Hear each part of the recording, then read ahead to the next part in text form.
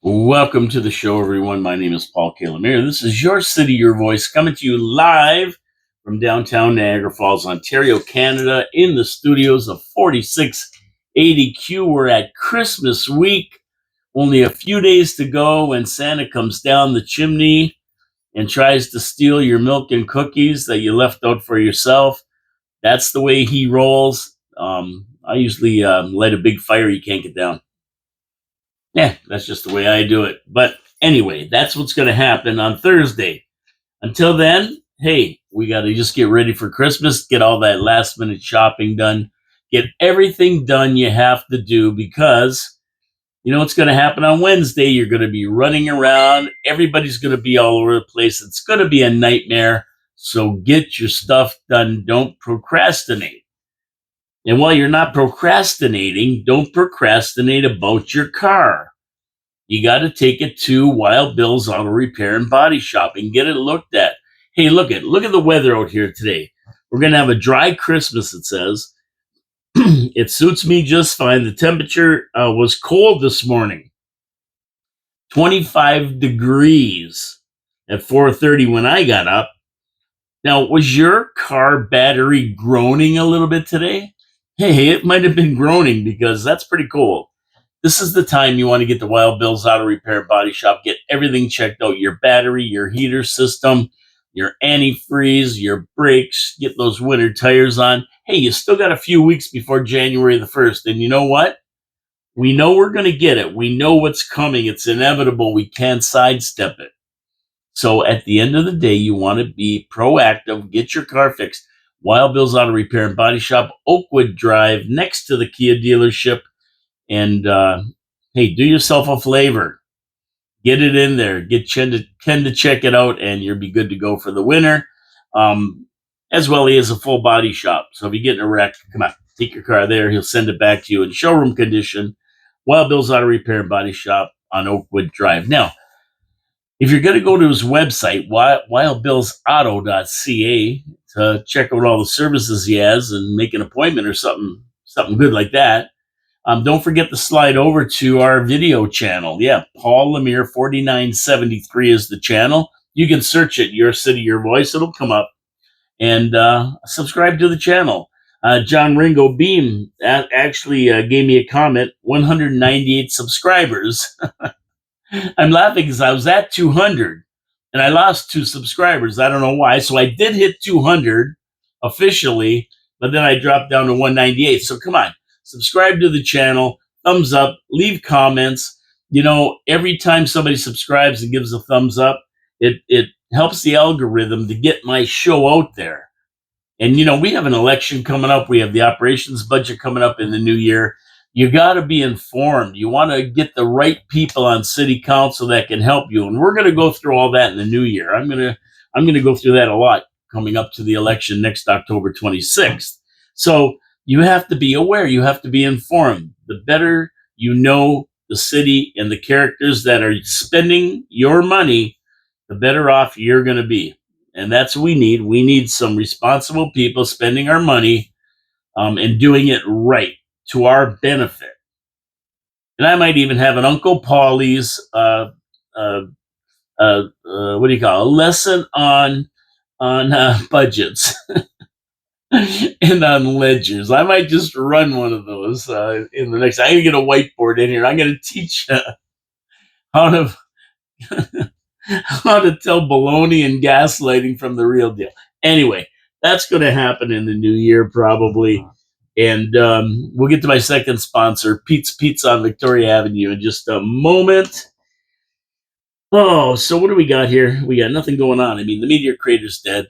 It's empty of snow. There's no snow. It's not white anymore. It's brown, but crushed and gray with stone in it. They're not going to be doing anything before the new year. And they said until March. Now, we'll see what happens with that. Thank you for that comment, Iceman69, Johnny Ringo Beam. And like I said, I hope I can pick up 2 more to make it 200 before Christmas. We got a few days left. Come on. If you haven't subscribed, subscribe to the channel. What's the matter with you? So what else is going on now? Well, we had some big news last week while Edsel Ford was down here. he managed to release the next chairman of the Niagara region. Of course, Jim Bradley, the former chair, passed away. God rest his soul. And they had to pick a new one. Now, they were reporting that this is just until 2026, but no. From what I know, I, once Bob Gale is the guy they picked, of course, which is the natural selection. I think most people in the know who paid attention to it knew that Bob Gale was going to get it. We'll talk about that in a minute. But he's good till I think 2030 now. They said they're going to appoint him till the next election, and then he'll be the chair through 2030. So that's what I heard, and I believe that's how it's going to happen. Now, Bob makes perfect sense. Last election, he ran for the Conservatives, um, and he didn't make it. Wayne Gates beat him, and then they had a quick election last spring, and of course, there was no challenger in Niagara Falls, so Wayne Gates got elected again. But Bob was the guy. Ford made him chairman of the Niagara Parks Commission. He's been a big advocate for taxpayers, trying to hold the line on taxes. As a matter of fact, he made the motion to hold the line at 3.5% on regional taxes. He is a good conservative, a great guy. I know him well, and I can't be happier to see him running the region. It's going to be good. And Bob, of course, will have to relinquish his position as chairman of the Niagara Parks Commission. So I can't see anything wrong with Bob Gale being our new chair. I think it's fantastic. And congratulations to Bob. It's well deserved. He'll run it efficiently. I mean, you got to understand though that the mayor and even the chairman of the region, they don't, like the councilors are the ones who vote, and like they don't have a real vote unless there's a tie or something like that. But they are influential when something needs to get done. He has a say in it, and he can influence people to go the way that he would like to see it go. Ultimately, he can't force them to. Of course, they vote the way they want, but he can definitely. These guys, they leave this phone here. I want a bunch of chimichangas. But anyway, shut it off. Goodbye. You can't call in. Not on this show. Hey, if you want to call in, don't call in. Text me right here. 289-994-7560. That's 289-994-7560. You have something to say? Hey, just text me. I'll get it on air. And we'll be good to go. So that's how you get a hold of me. Don't bother calling the phone line here because I'm not going to answer it. I do a video with this, and you only get one side of the conversation. Okay, so we'll see how it plays out for Bob. I can't wait to see what he brings to the region. And I'm going to make a little prediction here. Somebody has to replace Bob at the Parks Commission as chair of the Parks Commission. So here is my replacement for Bob at the Parks Commission. The guy's name that I'm going to pick is Jim Diodati. That's right. King James the Weird, the mayor of Niagara Falls, Hollywood Jim, the Big Show, whatever you want to call him. I think he's going to be the next chair. And here's why. I'm going to give you my reasons why. You might not agree with me. I don't care. Doesn't matter to me. I'm just telling you what I think. I might be right. I might be wrong, but it makes perfect sense to me. First of all, he's well liked by Ford. That's right. Ford loves Jim Diodati. He's a showboat. He's a showman. He makes goofy videos. He loves the camera. He thinks he's a comedian. He's not really funny, but he thinks he is. And that's 90% of the battle to do anything. Merry Christmas to you for that. But at the end of the day, who's a better promoter than Hollywood Jimmy? I don't know anybody who can promote the city better than Hollywood Jimmy. I mean, as a matter of fact, if promoting the city and being a marketer and a jokester and a video clown and everything else, if that was the mark of a good mayor, he'd be the best in the world. But it's great when you're chairman of the Niagara Parks Commission because you want to promote Niagara Falls. You want to promote the parks. You want to promote everything, and being in the video is a good way to do it. Let's face it, today, social media, I mean, he's good at it.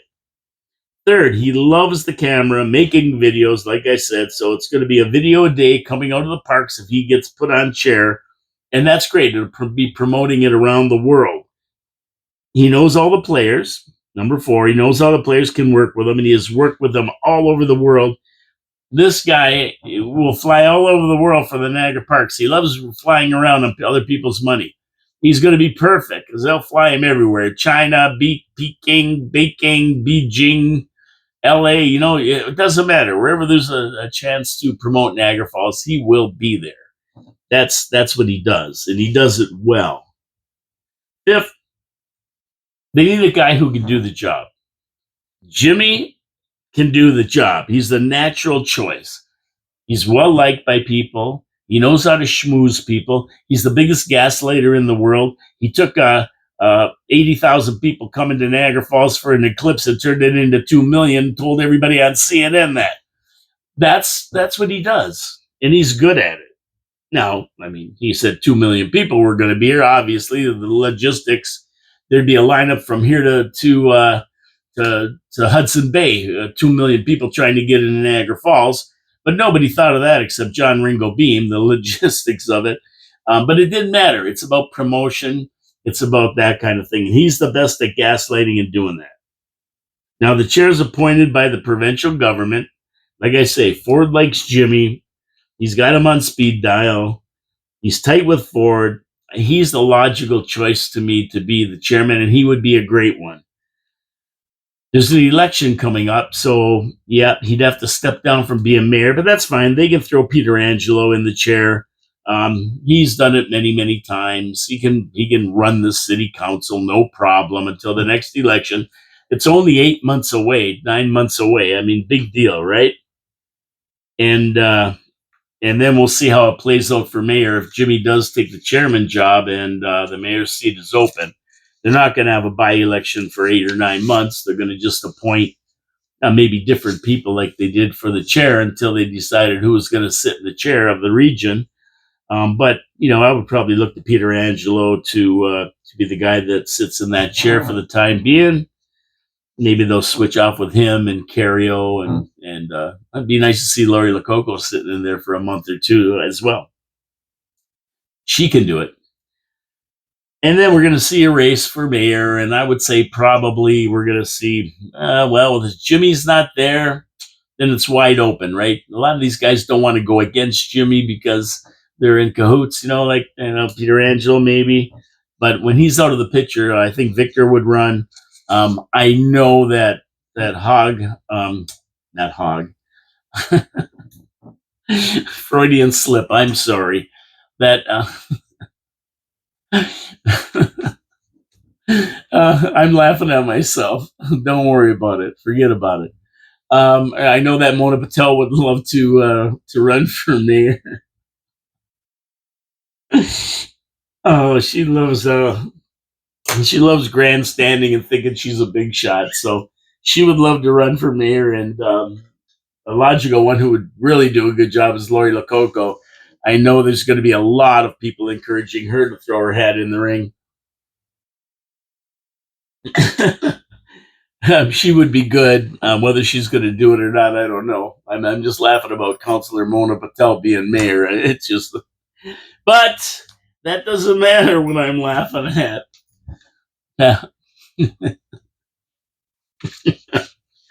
It's Monday. It's Manic Monday. You get in here on Monday morning and you're giddy thinking about this kind of stuff. Believe me. Okay, so we'll see what happens. There's my prediction. Mayor Jim Diodati, the next chairman of the Parks Commission, and I think it'd be a great choice. To be honest with you, I think he'd be fantastic. Okay, hometown boy Jimmy Cameron, James Cameron. This guy lives in the USA, has not been back to Canada save for the odd award ceremony for the last 60 years. He said that the Trump administration doesn't understand what we? You don't even live here, Jimmy. What are you talking about, we? You're not we. You left we years ago. Will not ever be the 51st state. We'll fight till the last man up here, the last six pack. Is Jimmy trying to be funny there? What's up with these Jimmy guys? All think they're comedians. Jimmy Cameron, you're not a comedian. We're gonna fight till the last man up here and the last six pack. Oh, Jimmy left the country 60 years ago. What's he talking about? We? Who's we? Now, I never thought of Jimmy Cameron as an Edsel Ford blowhard. I went to high school with the guy, and he really was pretty well a mouse. I mean, he wasn't really vocal or anything. Talent galore, talent in art, in science fiction. Totally talented guy. Well, I mean, I don't have to say that to you. You've seen what he's done. That's I don't have to say it. But it appears he may have a slight case of TDS. I think he's got Trump derangement syndrome. Not full blown yet, but it's there. It's there. You can see it. He has said he's got that little bit of Edsel Ford in him. Buck a beer, Jimmy. Buck a beer. You know, Jimmy, a buck of beer. Come on up here, have a buck of beer. Please, Jimmy, go back to the U.S. where you live and made your billions of dollars. He's worth a couple billion. And help Trump make Canada great again. Forget the grandstanding against the USA and Trump where you live, and you've made all your money, by the way. And I mean, your net worth is in excess of $1 billion. Calling Trump the most narcissistic person on earth since Nero. Well, you know what, Jimmy? Nobody really cares what you think. You say the U.S. under Trump is horrifying. Well, then, move back to Canada. Bring your billions here. Put them in our banks. Invest in our country, not yours, because we haven't seen you in 60 years unless you come up here to get an award. A lot of empty land to build the kind of mansion you can afford after making all your money in the USA, Jimmy boy. Come on up. Kind of mansion you're used to right near Chippewa you can build. Right on the Parkway. Beautiful mansion on the Parkway, James Cameron Palace. Then you don't have to put up with Trump in the USA. Oh, no. You're not moving out of the USA because guess what? There's too much money to be made. Another Avatar, that was a flop, I think. I heard it was a pretty big flop, not quite as good as the first two. He also said he'd become a resident of New Zealand, not Canada. What the hell? Why are you talking for us then? You're going to move to New Zealand? He said if Trump was elected, he's moving to New Zealand. Because Trump would be a turn away from everything decent. You know, these guys blow my mind. They make their billions in the United States, and they're going to make even more now because, you know, Trump's doing stuff to help out the states. And you're crying. Oh, cry me a river, Mr. Billionaire. Well, we really don't want you in Canada anyway, Jimmy. You took off 60 years ago. You can go to New Zealand. Hang around with the sheep farmers there if you want to go. He says he owned a large dairy farm in New Zealand since 2012. Why does he own a large dairy farm in Canada? These guys. How about Canada? He started Verdian Foods in 2017 in Saskatchewan, sold it in 2020, and this year was closed down for good, the one he started. And then he also invested in a winery in BC in 2014 and sold that in 2020. So right now, he has no investments in Canada that I could find anyway. But he says we'll never become the 51st state. Jimmy, here's my advice to you. Billionaire or not a billionaire, stay out of politics. We love your movies, but your political views are out of the realm of what you do. Take your money you made in the land of opportunity, the good old United States of America, and shut the hell up. Tell us about the Titanic. That's what we want to hear from you. Give us the Titanic and keep making science fiction movies and call it a day. And then move to New Zealand if you want. Move to New Zealand. Good for you. Over to Hamilton. You know, the hammer. We call it the hammer. It's that blue collar stinkhole down the highway about 45 miles. And the slumlord mayor, socialist Andrea Horwath, is looking pretty bad right now. A home she owns and is renting in the hammer is in such bad condition that the city of Hamilton has had to step in and tear part of it down over safety concerns. And the renter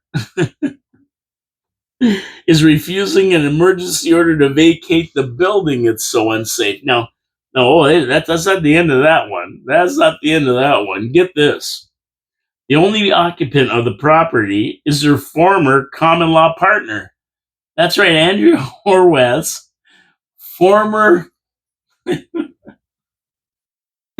Oh, Merry Christmas to everyone. Her former common law partner, can you imagine this? Is living in the dilapidated, rundown, roach infected house that they had to tear part of it down. What a louse she is. A separate civil suit is underway between Horwath and her ex in retaliation to the state of the property.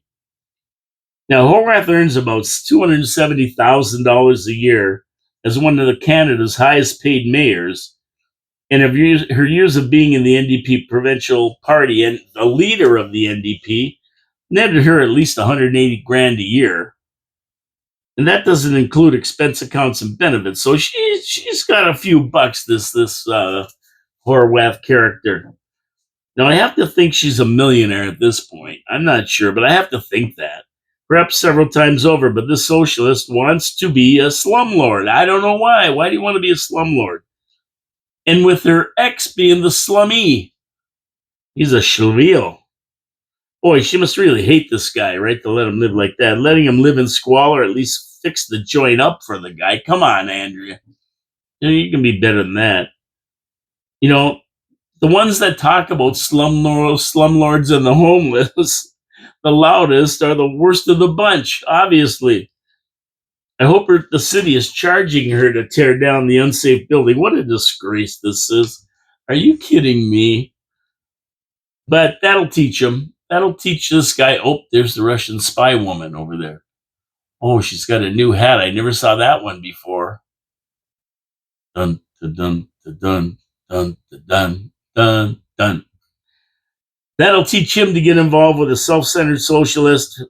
Her ex claims she has not spent a dime on fixing up the property for the last 13 years. What a chiseler. A fitting mayor for the wackiest city in Ontario, the Hammer. It only happens in the Hammer. There you go. Slumlord Andrea Horwath, mayor of Hamilton, and letting her ex live in squalor, her ex common law partner live in squalor. Man, she must dislike this guy. I wonder what he did to her. I don't know, but that's a pretty funny story. I feel bad for the guy, though. I mean, was he living?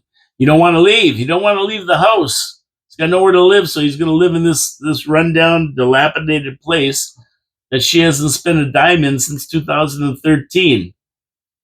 They tore part of it down. It was so bad. Can you imagine the city having to do that to the mayor's house that she owns? Oh, wow. Okay, we're going to go back to Queen's Park here. Well, Edsel Ford, his big move in Niagara, is getting some opposition. Oh, yeah, remember that? He came down here and announced that this is Vegas North. Well, there's some people who aren't so enthusiastic about his plans. I mean, he's not getting any resistance from King James the Weird. He thinks this is fantastic. But yeah, there are some people who don't like it. Our fearless leader says the more the merrier. I quote, every other industry in the city, you've got a great product out there to be successful. When you have competition, it brings out the best.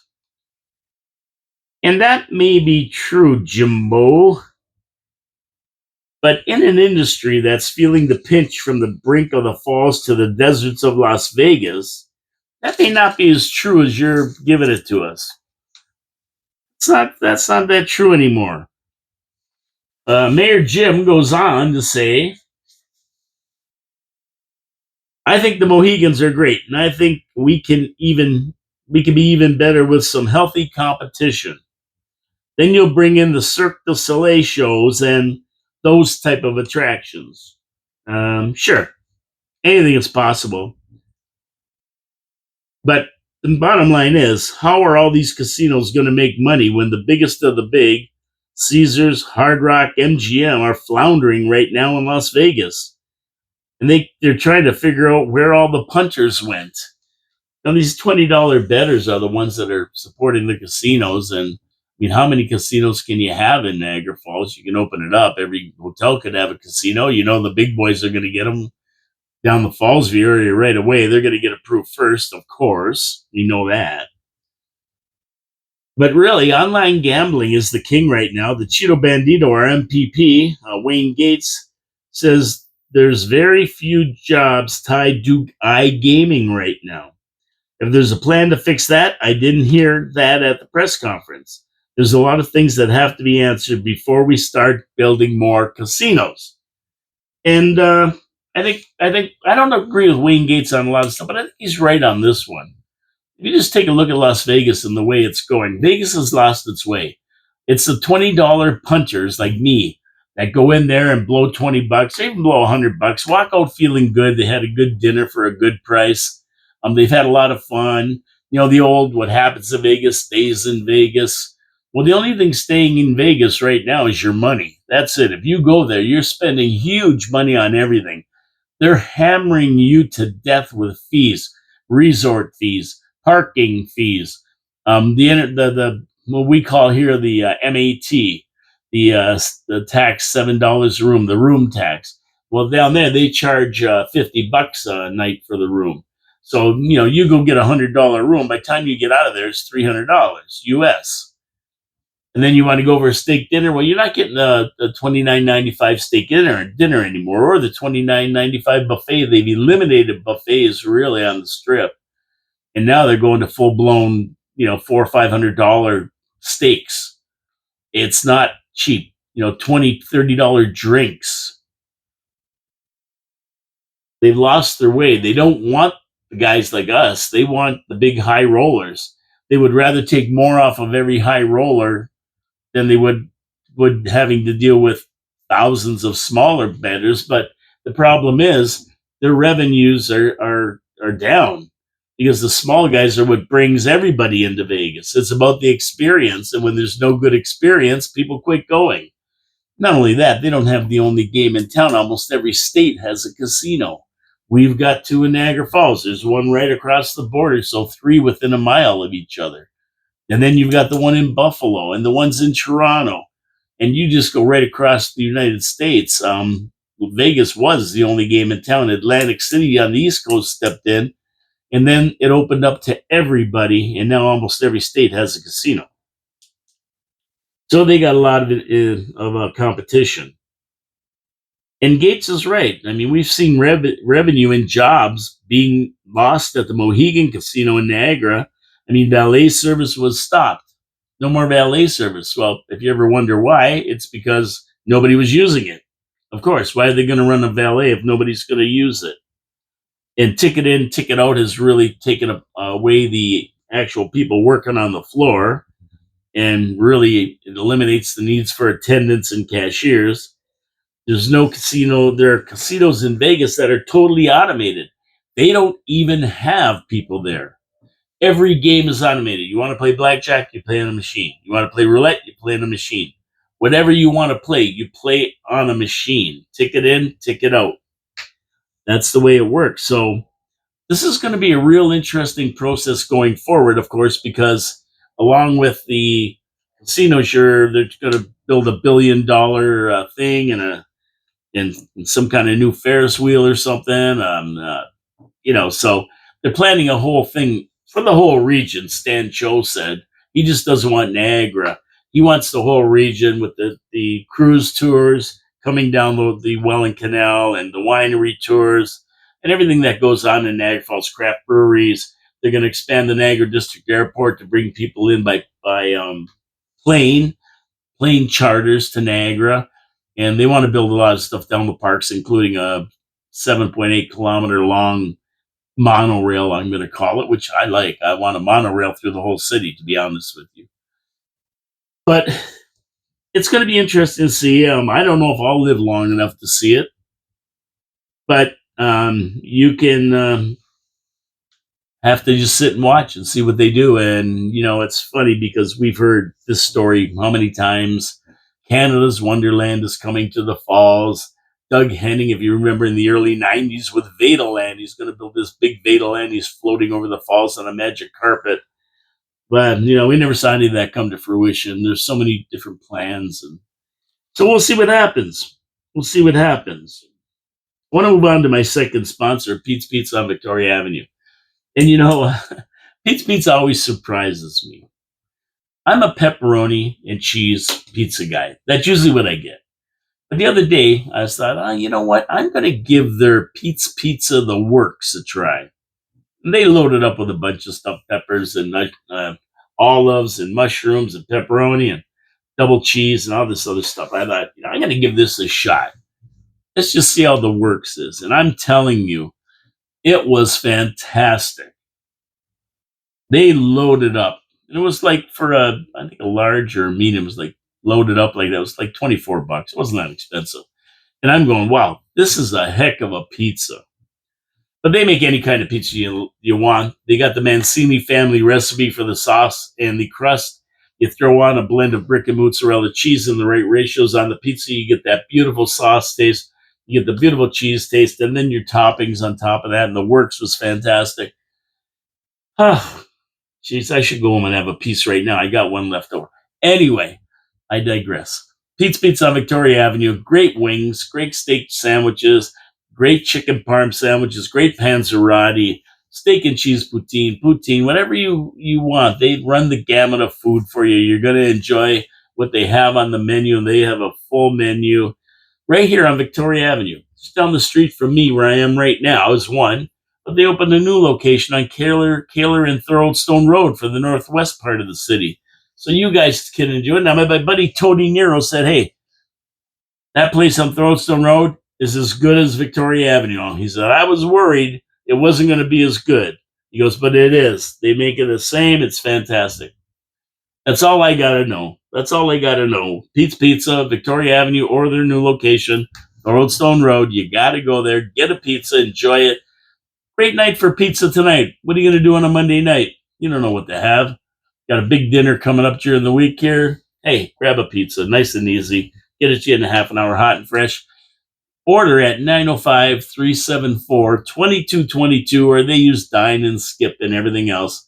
Pete'sPizzaVictoria.ca is the website to check out their full menu. Tell them Paul from Your City, Your Voice sent you, and get yourself a beautiful pizza today. Merry Christmas to everybody. Okay, so Leo, there's always something going on with the cops, right? I mean, there's a wild man shooting people and shooting a cop, and they had to go take care of that crazy maniac who's been there in a threat for all these years. Nobody did anything about it. But they have not agreed to drop their budget by $2.7 million. And they say they're going to take it to arbitration. They're standing by their $237 million budget, and they're not going to be making any more concessions. So they've thrown the gauntlet down to the regional council, said, no, we're not cutting any more. So that request for a $2.7 million decrease by regional council is denied. No, we're not doing it, which in turn could mean arbitration. And the $2.7 million adds up to a 0.5% decrease in the 6.81% budget that's already on the table. I think they're going to send them to arbitration for $2.7 million. When they came up with $2.7 million of a cut, I sat here with Al McKay from the Property Taxpayers Alliance, a page that all you should join if you want to know what's going on with taxes. Go to the website, propertytaxpayers.ca. I sat here with him, and we discussed that. And $2.7 million is this much of a $237 million budget. I know, it's a 0.5% on your taxes, but you saw what happened in Welland. You got maniacs shooting at the cops, and you got these guys having to dealing with these ex-cons that are let out on jail on the streets. They arrest them 10 times before they get thrown in for good. So their workload is huge. I mean, such a small fraction of the budget, and I know, people want to save money, but yeah, there's things you want to save money on. I get saving 2.7 million. I understand that. I'm an advocate of saving money wherever you can, but the reality is there's a lot more to be saved on regional council that is basically broke.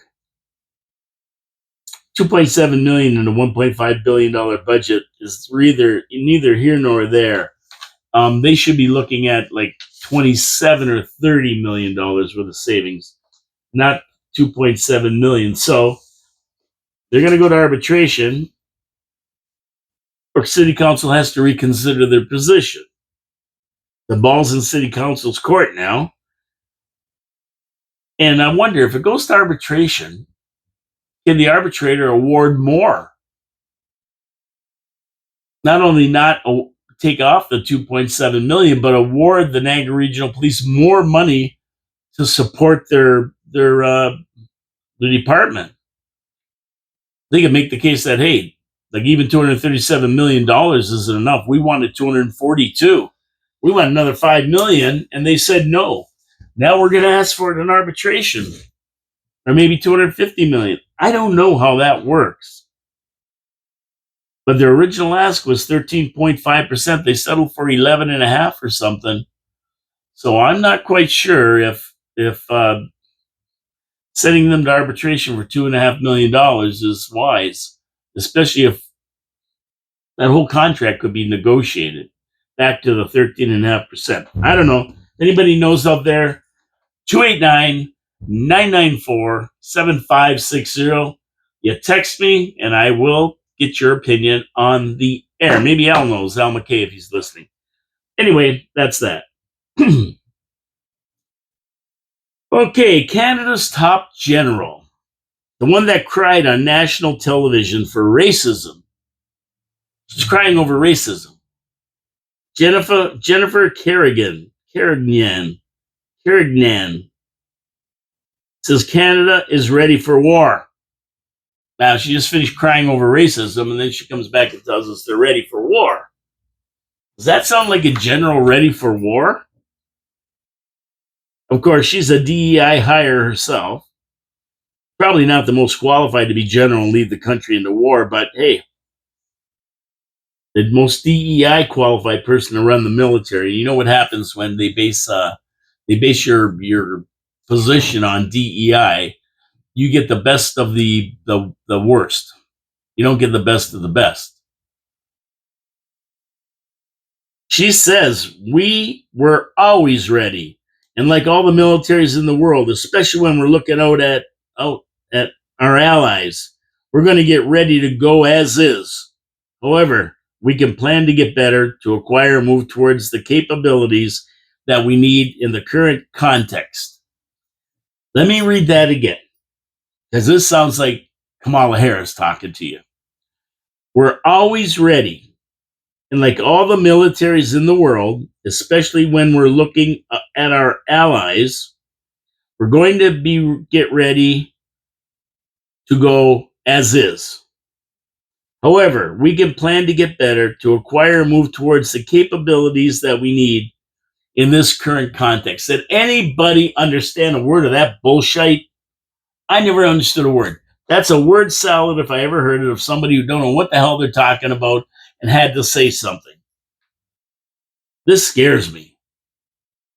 This and Carney wanting to get 300,000 federal workers to go fight. Yeah, that's right. He's going to hire 300. He's going to get 300,000 of the federal workers, 90% who weren't even born in Canada. The other 10% can't find which bathroom to use. And they're going to go fight for us. No, I hate to say this there, Cardigan, or whatever your name is, Jennifer Cardigan. carting you in. We have nothing. We're not ready for war. Even with the government employees, the 300,000 of them, march them over to Europe.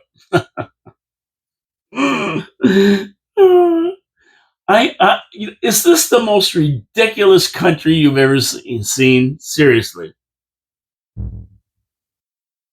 Seriously. Are they going to fight in the trenches? Yeah. What bathroom are they going to use? They won't have to worry about it. They'll be going right in the trench. Can you imagine this DEI squad of misfits heading for Europe to fight Russia? And this DEI general saying Canada's ready. God help us all. God help us all. Oh my goodness. Ladies and gentlemen, I wish I was making this up. I wish I was making this up because I can't even make this up. I tell some good stories, I must admit, but this is one I can't even make up. It's so absurd, but hey, there you go. We got Carnage running the show. You elect clowns, you get a circus. Now, here's a story that's not going to end for a long time. And that's the story of the meathead, Rob Reiner, and his wife, who were horribly unalived. I hate that word, unalived, but you got to use it or else YouTube might not put your video on. They were unalived by their drug-addicted, psychotic son in their Brentwood mansion, and the whole story is beginning to come out. Now, there are some facts that have come out over the weekend. He and his wife were at a party that night at Conan O'Brien's house, and that for some reason, they brought Nick, their son, who wasn't invited, but they called Conan and said, can we bring Nick? He's tweaked out on crystal meth. We don't know what he's going to do. He's psychotic. We should bring him to this party. Now, I don't know about you, but if I had a person, my son or otherwise, that was in the house with me, tweaking out on crystal meth and psychotic, I don't know if I'd be taking them to any parties with me. I mean, I think if I was afraid to leave them alone, I would probably stay there with them and say to Conan, sorry, but we can't come. We have family matters we got to take care of. But no, they brought him. And while they were at that party, for some reason, Nick had some issues with people there, walking around talking crazy, of course, because he's tweaked out. And Rob Reiner had to pull him aside. He was highly agitated on stimulants, crystal meth. He was either high on them or coming down from the high. He had to take him aside and say, hey, you got to quit that. You can't be bothering people like that, right? These are my friends and everything. And yes, Nick didn't like that. They got into a heated discussion. And some of the people there were concerned and wanted to call 911. But Conan told them not to. No, don't call 911. We'll handle it. Now, if they did call 911, the police would have arrived, and they would have saw he was in the highly agitated state, high on crystal meth, and they would have locked him up on a 5501 or some part of the criminal code that they can hold people who are not in their right mind.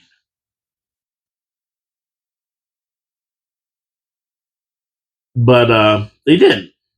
So they left, went home, and Nick, of course, was more agitated by the second, and he did what he did.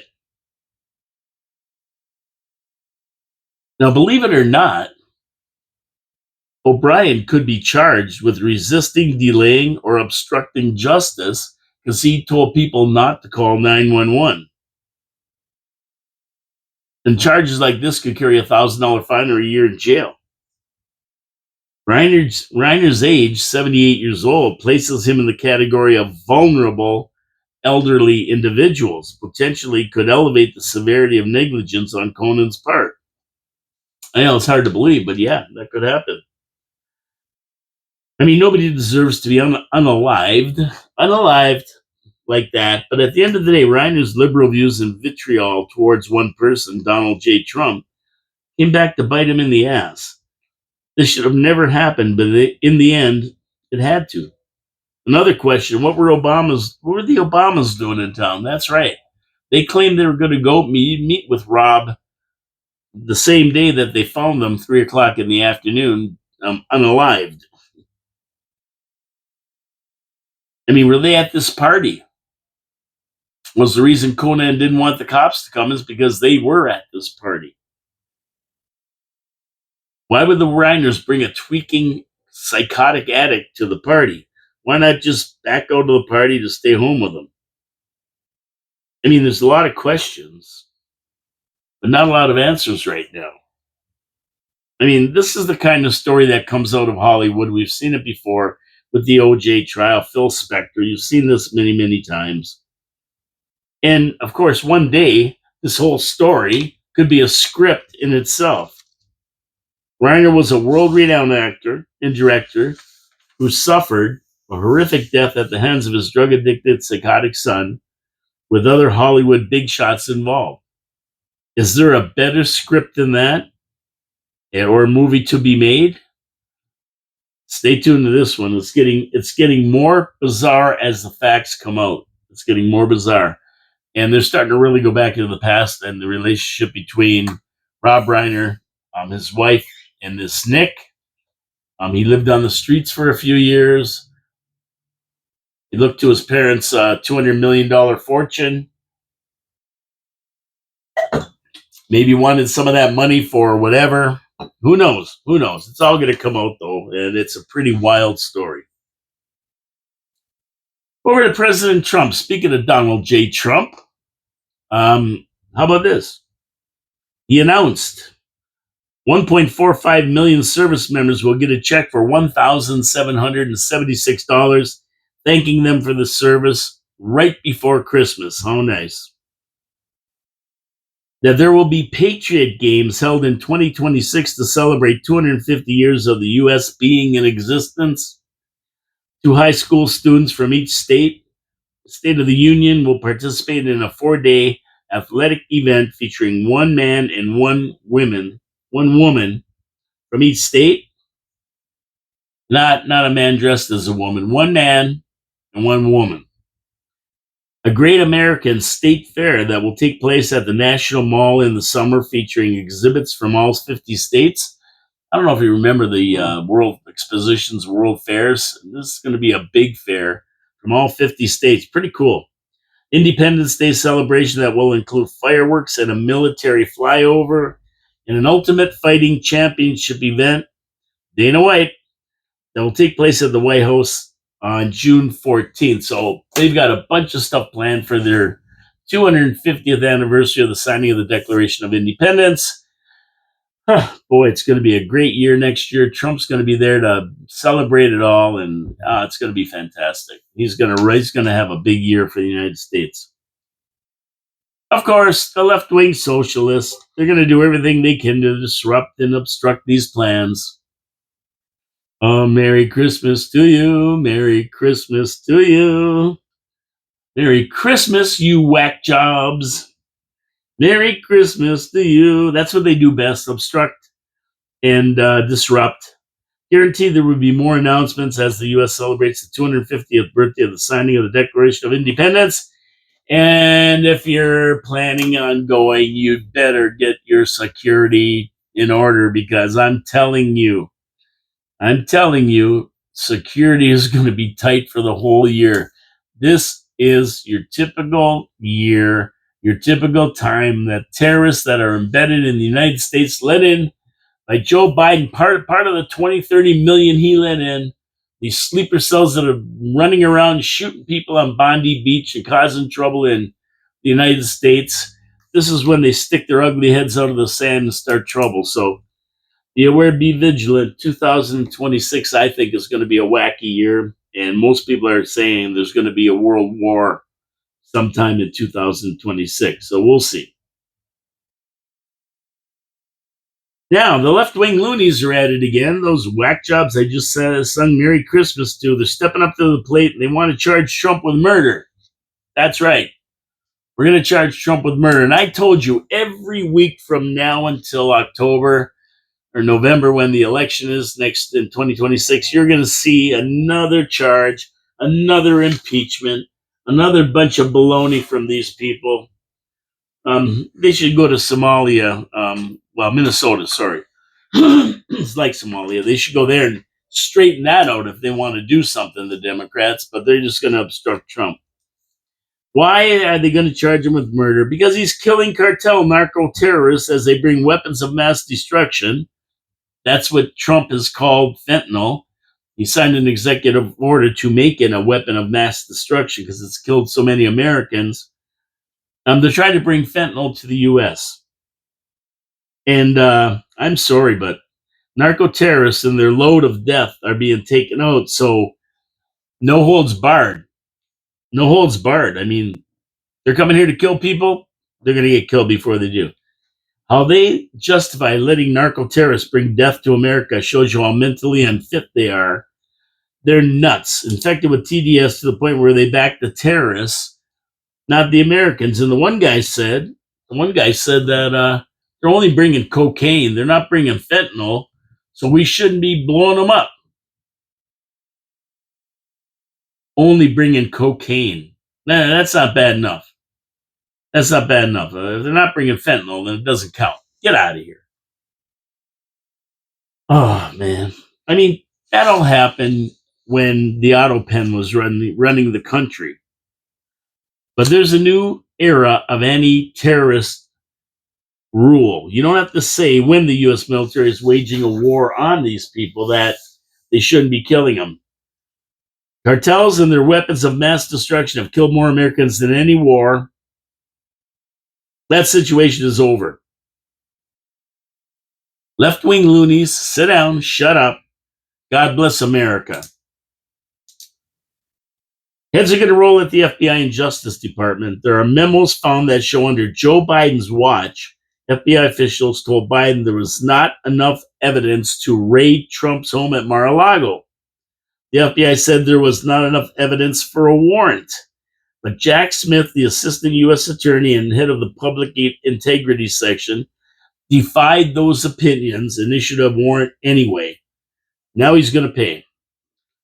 November 22nd, AG Merrick Garland appointed Smith an independent counsel, or November of 2022, sorry. AG Attorney General Merrick Garland appointed Smith an independent special counsel responsible for investigating President Trump. He was an ex-president then, where there was no evidence and it was an extreme violation of his Fourth Amendment rights, unreasonable searches and seizures with warrants to be based on probability cause. It's a cornerstone of privacy rights. You got to have probable cause. The Justice Department ordered the search anyway, and they seized documents. Trump could now sue his own Justice Department for violating his Fourth Amendment rights in 2022. The evidence is there. The Department of Justice has it all in written form. And they even say that the people running the Department of Justice then had no probable cause to raid Mar-a-Lago. They move forward anyway. The smoking gun is there. It's all written down. Buy it. Biden, Merrick Garland, and Jack Smith are all going. Finally, they're going to get taken to the grand jury or whatever for it, and yeah, they're gonna do time. Well, Biden probably won't. He's so infirm he can't. You think Trump would sue the DOJ? Good question. Of course, precedent has to be set for the weaponizing of the Justice Department against him. That's something that should never happen. Trampling on any rights, First, Second, Fourth Amendment, it doesn't matter. You can't do it. The miscarriage of justice has to be punished. Former president, a candidate for an upcoming election, a total weaponization of the Justice Department against a former president and a political opponent can't be done. You can't use the Justice Department for that. So we got Russia, the Steele dossier, January 6th, Mar-a-Lago, and finally Butler, PA. Who's responsible for the orders? Who is the biggest fish in this ocean of injustice? You got to stay tuned. It's going to come out. Stay tuned for that one. We're going to see it. These guys are all going down. There's so many different things the Justice Department right now and the FBI have to take care of. It's unbelievable. It's unbelievable what they're turning up. And last but not least, Trump is not messing around with Venezuela. That's right. They've seized 3 ships trying to either leave Venezuela with oil or enter Venezuela to get oil. And the tankers are directly attached to China, although they're registered in Panama and other places. They're directly tied to China, who Trump wants to get out of the Western Hemisphere along with Russia. Monroe Doctrine, these guys can't be in the Western Hemisphere interfering, and Trump's going to make sure they aren't.